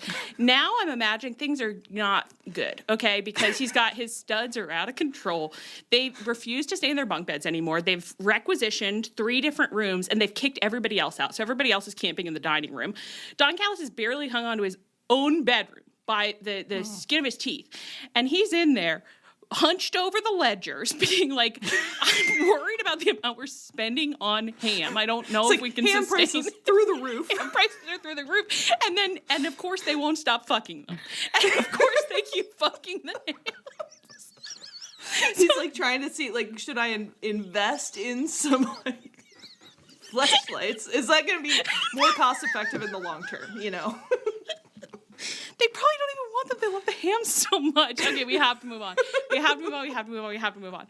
So, anyway. I do like the thought, like, that Dunk House has, like, left them to their own devices and, like, feed the basement boys. And they were just like, I mean, ham? That's the only thing I can think of, you know? And then he comes back and it's a whole ecosystem. Have we rewritten what is the classic novel? They're on the island. Lost. You know, the boys are on the island and Piggy Lord is of the there. Flies. Lord of the Piggy's there. They're hunting the wild boar. They're out in the woods behind Dunk House's mansion hunting a wild boar. It was already about him. Fuck. Wow. It's a rich world. It's a rich world, but apparently it's like the ground has been trodden before. Makes you think. Yeah, I can't believe we just reinvented Lord of the Flies. That's pretty much what we did, right? Pretty much exactly, I would say. I can't imagine that an AP Lit class would see any difference between the stories. Surely not, no. Okay. Anyway, so Don's trying to deal with his studs. I don't know. That's all. You don't need to know anything else about that. So they're mad at each other. Takeshita's there. He's mad. Everyone's mad. Don't worry. There were Okada and Kyle Fletcher both had casting couch promos. Okada was like, yeah, I know he's good. That's why I wanted to be Proto-Okada. And then almost immediately, let's have like two other things and just ended the promo. And to me, this was just saving my breakdown for later. I'm fine. I'm actually going to be fine. I'm not getting into it right now.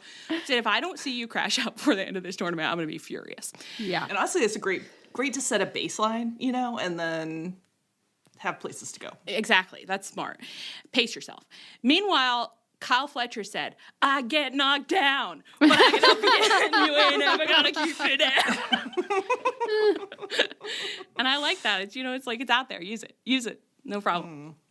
Okay. I don't want to get into that, so let's move on. This is also DCF news. When we last met on this podcast, the Bucks had bravely abandoned their $1 million cash prize in order to save a deranged-looking Kenny Omega, who kind of snarled at them, and then he hugged them really tight, and then he just kind of wandered around like a sick dog, snarling some more. He really is not doing well. I think I was right to say, I'm like a dog in an alley. I won't love, but I will bite. On the following Dynamite, Lexi Nair followed in the footsteps of the esteemed Alex Marvez and said, I want a scoop.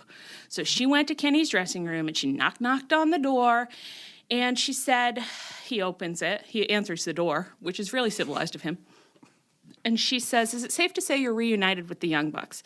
And Kenny looked kind of vague and was like, well, what's safe? You know, who can say anything about anything? He admitted he had not been a model employee. It was like, oh, Kenny. That was such a fun. Yeah, but I was like, you're hardly the worst of those problems. Although I guess you were an employee when you were belt collecting, so it's true. I guess none of you have been model employees, really. He kind of philosophized for a while. He was like, well, people do bad things, and should you trust them again? I don't know. Like, sometimes I think yes, but sometimes I think no, and, you know, I don't know if the fans are willing to accept me after what I've done. Like, who am I to say that the Bucks don't deserve a second chance? I don't know. And Lexi was kind of like, okay. And then he was like, anyway, I've got to go. And he closed the door. And the whole time, I was expecting the moment of like a beautiful nude lover coming up and laying and the lover being the Young Bucks, laying their head on Kenny's shoulder and being like, come back to bed, Kenny.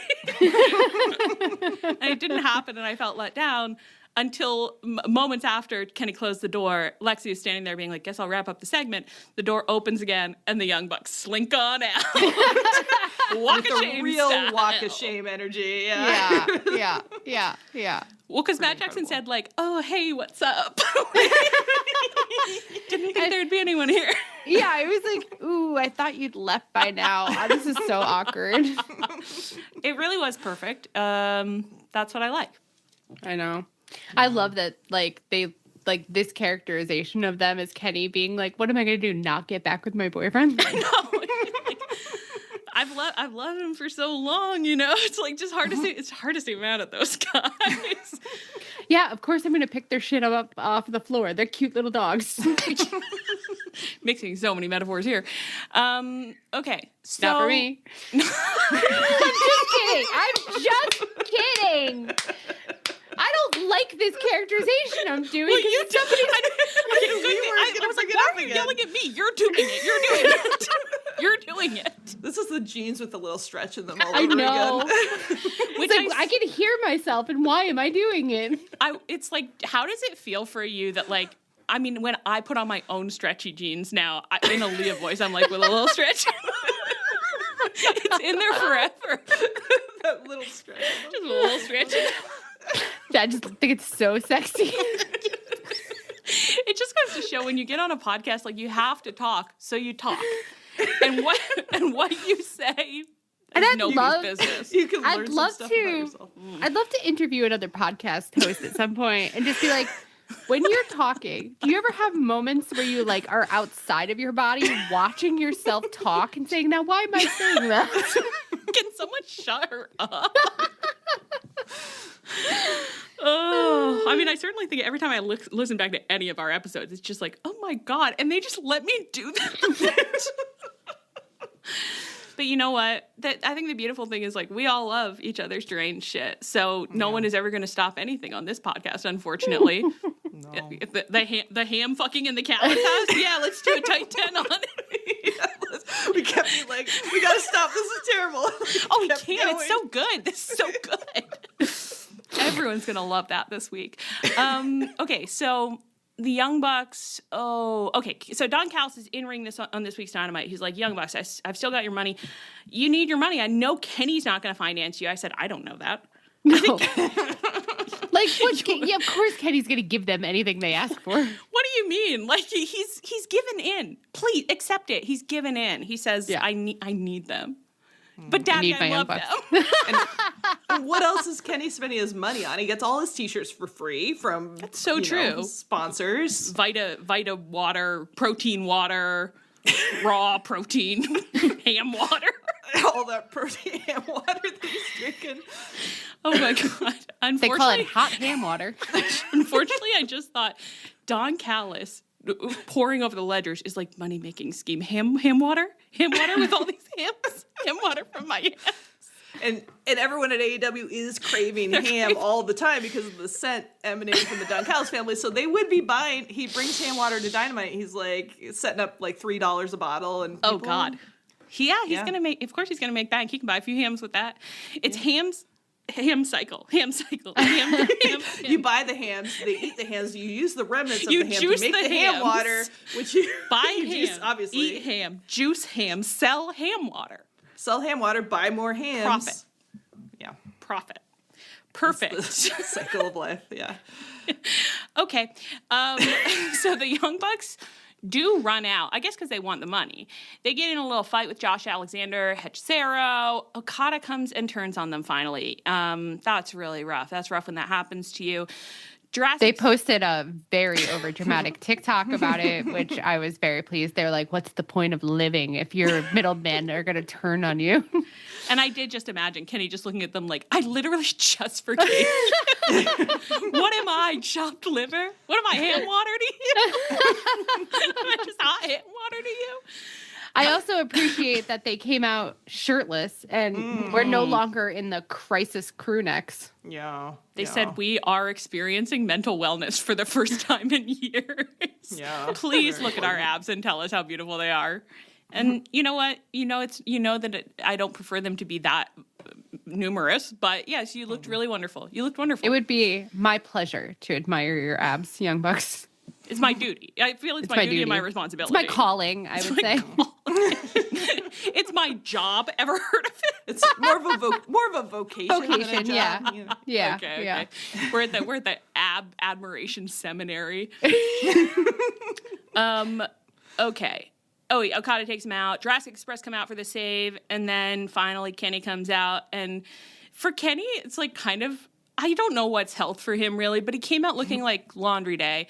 And in this instance, I thought, oh, he's doing okay. Yeah. It felt okay in this instance. It felt like things are getting back to normal. Yeah. Yeah. I just He want wore to see him. his Kenny Omega Christmas sweatshirt from 3 years ago? 4 years ago?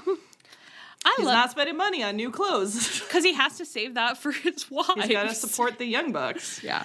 I am tired of, we can't even really get into the discourse. I'm just like, everybody stop yelling about, like, Tony's wasting Kenny. He should be doing tons of singles matches. It's like, he's not going to. You have to understand that he's not going to. Like, look at everything that's happened. Like, he's not going to. He clearly has, like, health concerns. Like, shut the fuck up. Yeah. Just chill. Let him be Laundry Day. Yeah. At a certain point, it's like, what does Kenny want to do? Not what you want Kenny to do, but what does Kenny want to do? The only thing I do want from Kenny that I'm like, I think it's all right to ask it is I'm like, Kenny, let's just do a clear story. Let's just do story. Yeah. Let's just do clear stories. Yeah. They don't even have to be that deep, but let's just carry the characterization from one story to another. That's all I want. Yeah. You can do anything else you want. The rest of it is all yours. But let's just check in on that psychology textbook now and then. Yeah. You know? Yeah. Mm-hmm. And I think the Young Bucks will keep him on track with that. So Kenny, I'll never complain about you again, ever. I love you. You're perfect. He's got his two little crutches. Everything's going to be great. You're going to be fine. You're going to be amazing. You're my sweet boy. You're my sweet little alien boy. Okay. Mox. We head over to the Death Riders. Mox managed to win his first Connie match versus Mascara Dorada. But he was up against Claudio next. And they fought, and I think it was really fun for Mox. He got spun, which is such a treat. Mm-hmm. And I think he flipped Claudio off mid-spin. So sweet. Mm-hmm. And he bled, which he loves. And he got pinned, which he loves. He loves. Yeah. And bleeding in a like Connie match with Claudio, it's like so extra. I was so glad to see he was getting what he needs. Yeah, I know. That's all we want from these wrestlers. We just want you to get what you need. Exactly. And Claudio was weirdly, I don't know if it was horniness, but he was like rubbing his bare head on Mox, like in a way that was not professional. There was something, it's basically never happened with Claudio before. Even when he was in like feuds that were, even in the Eddie feud, I don't think. There was something raw and sensual about what was happening with him. And it's like you could feel the war within himself of like, my cult leader, I'm going to have to kill him. But it hurts on some level. Like, I'll never play midnight volleyball with him again. You know? I don't know why. It's like that now is my number one cult leader is Keith Raniere. I'm just like... Just the funniest thing for a cult leader to do is make everyone come watch him play volleyball in the middle of the night. And they all had to play too. But then I just can't get over, it's like, it was so funny, but now as Mox's Death Riders are starting to be like, we will turn on him, I just keep thinking of it in terms of midnight volleyball. And I'm just like imagining them all on the volleyball court looking at each other like, we won't be doing this for much longer. It's going to be daytime volleyball only. You want to hear the dumbest Keith Raniere volleyball fact that I just heard the other day? You know, just heard the other day. There's a new podcast. There's a new podcast that Allison Mack gets interviewed in, and she's talking about the volleyball moment. And apparently, like the first time that happened, he came over and he was like, "Are you gonna play?" And she was like, "Oh, I think I'm gonna sit on the sidelines and watch." And he turned to her and goes, "Is that how you live your life?" And then walked away. And she was like, "I just felt like seen for the first time in my life." And I was like, "That's crazy." Allison. No. Oh my God, I am spending my life on the sidelines. Like, Allison, you're at midnight volleyball with a weird little man with a ponytail. Jesus Christ. Not an insight. That's so funny. Every time we... we're always getting into little cult documentaries. We're talking about, like, would you join a cult? Could they get you in a cult? Yeah, this is NXIVM, by the way, for listeners. If you don't know Keith Raniere, he's not a household name. You guys didn't get into the HBO NXIVM docuseries during the pandemic? I don't understand. There were a lot of NXIVM documentaries to get into at that time. And we got into all of them. Yeah, we did. But it's like if they were making me play midnight volleyball, I'm like, they'd never get me. They would never get me. They're waking me up in the middle of the night to go play volleyball, and then they're gonna say things like, "Is that how you live your life?" I would just be like, "Fuck you. I am going to bed. I'm going to bed. Eddie Kingston said I can. Anyway, so it was a sensuality we rarely see from Claudio. Mox loses. We kind of thought like maybe the turn is now. Maybe the turn is now. No, the turn was not now. Instead, Mox was on the sidelines, kind of panting. Marina was again crouched next to him, like, "Oh, we'll have to put this dog down soon, but I don't want to. I do love him. I do love him." And their relationship is so delightful to me. It's just like I'm so obsessed with it. Like also for shoot that Mox just like thinks Marina's really cool and was like, I'm gonna grab her and push her, like I fucking love it. And I think she's killed every single thing that she's done in this role has just been like absolutely perfect. And then I think Claudio came out and they kind of shook hands. Claudio and Pac are always exchanging looks these days of just like now, maybe not now, but we'll find our moment. So that's what happened there. We had a Mox promo after the Mascara Dorada match, and we had a Mascara Dorada promo, and we had a Claudio promo. Now, let me start with Claudio. He didn't want to do it, so he didn't really say that much. He kind of left really quick, but Claudio really does have big nipples. He really does. They're huge. But I kind of like them. I kind of like them. Don't you love pepperoni nips? I do. Yeah, so of course you like them. They got a little stretch in them. Well, I don't. You were like, they're huge, and I was like, yeah, but like, they're nice. They're like can sized. What? Me and Allie just made incredible faces, I think. Can size. Wow. This is the craziest. This whole conversation is a fever dream because why did I say like they're huge? Because I know that Leah loves huge nipples. So I'm catering to my audience. Leah's like, I can't believe she's saying it like that. Like they're normal huge. They're can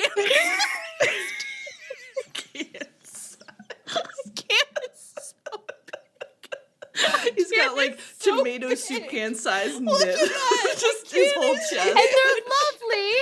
And they're lovely. His tits are more nipple than boob. And they're lovely.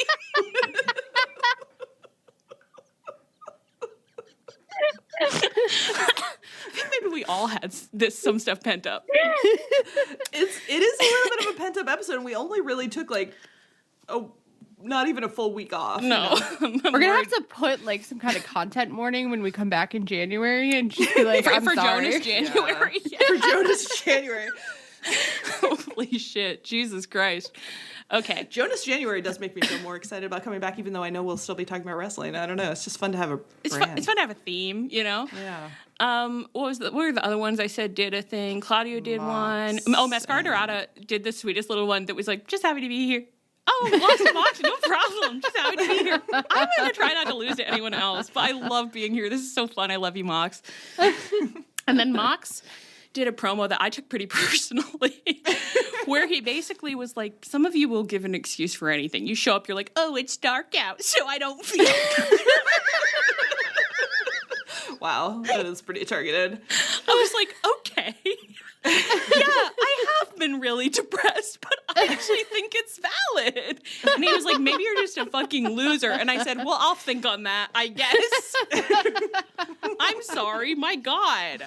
It was a pretty good promo. Okay. And then, some rapid fire Connie side quests. We have OC and Roddy, of course, have their tension. So OC lost his first match versus Claudio. He had a casting couch promo which I loved because his vibe was just like, well, I'm just learning how to do a Connie. How can you expect me to win? I don't even know what the rules are. Can you get off my back? And I felt like it was that way both about the match and about the interview. Where at a certain point he was like, what do you want me to say? I've never done one of these before, so I don't know. I guess I'll do another one another time. I gotta go. Like, my arm hurts. My tits look great. And oh my God. Can't do this. He was creating cleave for himself. He looked really friggin' good. And then we got a backstage conglomeration promo. Kyle not there. Roddy said that he's Kyle. Well, I didn't even talk about Roddy's promo. Roddy had a promo after his first match that I don't fucking remember who he fought. I don't care. He lost, right? He lost. I think so. Yeah, he did. Because he and OC both lost. And Roddy's promo I actually thought was really good. Yeah. Well, Roddy. he didn't do like the screaming name thing. I think he is possibly starting to move into like a new gimmick, which I would love for him. Yeah. I said it was giving a little Peter, you suck. Like, he was just kind of like, I'm always I get it. I'm Roddy. I'm a fucking loser. I guess I'm always a fucking loser. I'm always everybody's second choice. I'm Kyle's replacement in this match. I'm always doing shit for other people. I'm never doing anything for me. And, oh, Roddy, you can't get anything right. I was like, Roddy, I love watching you self-flagellate in a serious way. Yeah, that was great. That and that's thrills what me. a Connie promo should be. Yeah. Absolutely. And Roddy really was at his best when he was like Adam Cole's pathetic ex-girlfriend who like was being neglected and whatever. So I think for Roddy leading into this self-loathing thing, it's perfect. Yeah. And it's kind of fun because he's done it in like the comedic way mostly before, but it's like kind of fun in Connie world for it to be like, no, it's fucking real. Like, why am I so angry all the matters. time? Oh, because I hate myself. Yeah. Okay, I'm awake. I'm Roddy. awake. I'm paying attention. I was like folding laundry or something while I was doing it, and in the middle I just thought to myself, I was like, go Roddy, you can do it. And I was like, are you rooting for him? Oh my God, what's wrong with you? This is sick. Should I though? So I really liked that. And anyway, but he there was a little conglom thing where Mark Briscoe was like, seemingly my team's been doing pretty bad, but I bet we're going to get it. You can get it, boys. You can still win. You can still do a good job. And OC and Roddy are about to fight each other. And Mark Briscoe was like, Roddy, I was talking to OC the other day, and he actually had a really fun idea. He said that maybe during your match, maybe no chops, because OC hates chops. And he hates chops. It's very consistent characterization. Yeah, I love that he's maintained that characterization this whole time, where he's just like, really, I really don't like them. And this was such a funny, insane role. It's like, I don't actually think it makes any sense for Mark Briscoe to be like, yeah, I'll ask him about that.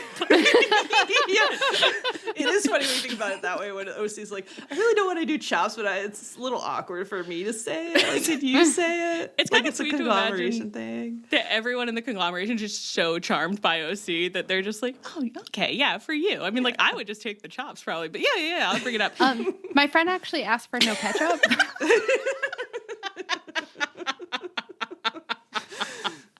And Roddy, as the waiter, threw the bottle of ketchup in their faces. He's like, I'm not even in the conglomeration. He's like, you guys. Fuck you. Fuck this faction. I'm gonna fucking kill you. And he like brushed past OC on his way out, and OC said in a hurt little tone, standing there still with Renee, he goes, I was standing right there. And Renee, who is one of us, just goes, you were standing right there. You were standing right there. How could he? It's a supportive mama. Like a mama, just like us. OC mamas. So that's great. And then Kevin Knight and Speedball, both in this tournament, of course. Kevin Knight beat Darby in his first match of the Connie, which was a shocker. And it did turn out... Well, actually, I don't know. I mean, maybe I'm getting worked. This week on Dynamite, they were like, Darby did get injured during that match, and he had to go to medbay pretty bad. He had to go to l'hôpital, I said. We had to get him in l'ambulance. So we got some footage of Darby in medbay, lying on a stretcher, moving his hand like he has nerve damage. It's not kind of like he was a little high himself. Yeah. Like he might have been on those good drugs. And they were like, and so he's, he had to go to l'hôpital, and we'll see, and it's up in the air, but he's not going to be fighting this weekend, and we'll just kind of see if he's still going to be in the tournament. We don't really know. And I was like, I kind of believe it. Yeah. I think so, because, I mean, he looked like he was really in the hospital. Like, it might I examined everything around him, and it did look hospital-y. Yeah. Somehow, I think it was right. Somehow, everything about it has staggered me, where I'm like, Kevin Knight did it? After everything?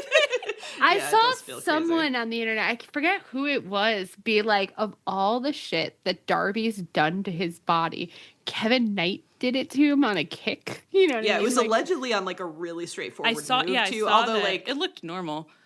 Most injuries happen on really normal moves. Yeah. And that is so true. And you know that, and that's disturbing.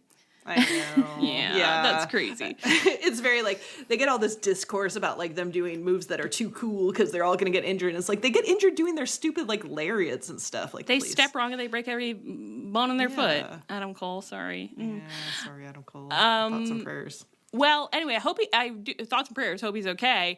We don't know what's going on with that. Kevin Knight is on top of the world, and his Connie promo this man is like having like, it's like, what is the opposite of a crash out? Positive crash out? Yeah. He never expected to win a single match in this, clearly. His vibe cracked me up because it was like he was floating 6 inches off the ground, and like you'd have to tie a rope to him to pull him back down to earth. He was so happy. And I love that he was saying the opposite, though. He was like, and of course I won, as I always knew I would. You thought I wouldn't, but I knew I would. Except he wasn't saying I. He said Kevin knew it. He didn't say Kevin because he did keep talking about himself in the third person, where he was like, the Jet? I don't know. He just kept. I think he did say the Jet. The Jet. He's like, the Jet. The Jet knew. The Jet knew he would win, and now you see the power of the Jet. And then at the end, I thought he was thanking God, and he was thanking the Jet. It was like. So Kevin's having. And honestly, like in his match this week on Dynamite, like he was jumping so high, it was crazy. I was like, he really powered up from that win. I don't know. I know, and he looked great in both matches. I mean, it really was like, wow, he is a pleasure to watch wrestle. Mm-hmm. Of course, his husband is in the tournament too, and Jet Speed.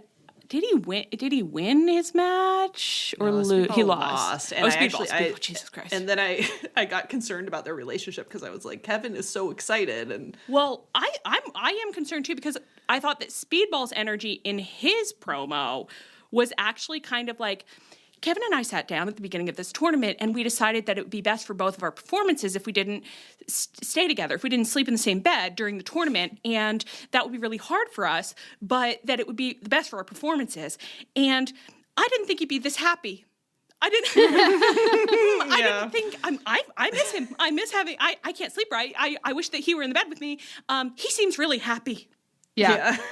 He's doing really well. People kept saying, like, I needed this win. And it was like, I mean, which is a great kind of crash out, I think. It's amazing. I'm happy. You know what? They've been perfect for so long. Nothing lasts forever, boys. You know? Yeah. So let's see how it goes. Let's watch it play out. I'd love to introduce a little bit of individuality and a little bit of tension there and just see what and you know when a little grit in the oyster can grow a beautiful pearl. So true. So true. So true. Many say that. Put that in your little book. Write that in your Tunnel Talk Wit and Wit notebook, along with whatever that thing I said earlier was. It was so fucking crazy. None of us remember. We don't know. But hopefully you wrote it down. Hopefully you wrote down Leah's thing about the animals, and hopefully you wrote down all that ham. Don't write that down. Don't write that down. You wrote down, Leah from Tunnel Talk says animals are really beautiful. And then all the girls said that they like ham fucking. We don't like it. We just think it's what's happening for some reason. And we don't even know why. We're just reporters. God, men are so sick. This is just the kind of thing they do, you know? You get a bunch of them in a house with some ham. Next thing you know. What do you think's going to happen? Cancel us. Cancel us. I think that'd be for the best, probably. Yeah, definitely. Was there anything you wanted to talk about that we didn't talk about? It's not really safe for any of us to say anything else, if I had to guess. No. Perfect. Okay, well, on that note, we're back. And on that note, I've been Allie. I've been Ann. And I've been Leah. This is Tunnel Talk. Our theme is by Kris Corkin. You can find us on Twitter, Tumblr, Twitch, Blue Sky at Tunnel Talk Pod via email tunneltalkpod@gmail.com. You can find us on our feed, on the Social Suplex Network feed, where you can check out all the other great podcasts on the network. And you can find us, there's one other place you can find us. You're thinking of our souvenir stand, which we don't have anymore. Really? No, I thought there was something else I usually said, but maybe not. And on the Social Suplex Network Discord. Please rate, review, and subscribe to us wherever you get your podcasts. Stay frosty, my God. And as always, please come back next week.